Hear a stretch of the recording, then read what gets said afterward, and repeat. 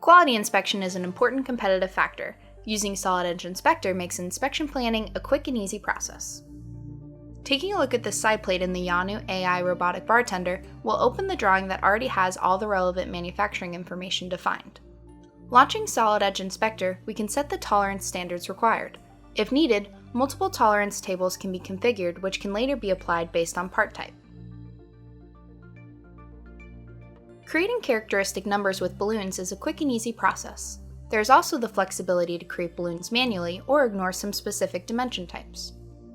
Based on the standards and configurations which have been set here, the default tolerances get applied for the dimensions which don't have specific tolerances defined. These dimensions are highlighted in yellow in the characteristic table. At any time, the dimension class can be controlled to define how critical they are. The inspection balloons can also be shown or hidden when required. This inspection information can be exported into multiple file formats, which can later be used in downstream applications. It's also possible to export this information as a separate project file, which can later be re-imported into the drawing.